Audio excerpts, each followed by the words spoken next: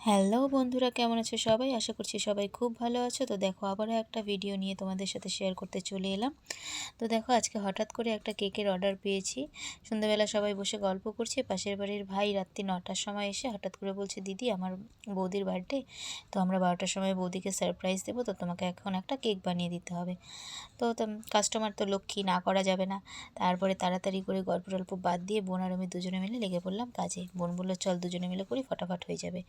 তারপরে দেখো, দুজনে মিলে কাজে লেগে পড়ি।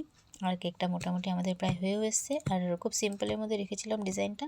তো ওদেরকে আমার কয়েকটা বানানো কেকের ফটো পাঠিয়েছিলাম, তো ওরা এই ডিজাইনটাই সিলেক্ট করেছিল, বলেছিল এই ডিজাইনটাই আমাকে বানিয়ে দেবে। তো ওদের কথা মতো সেম ডিজাইন করে দিয়েছি।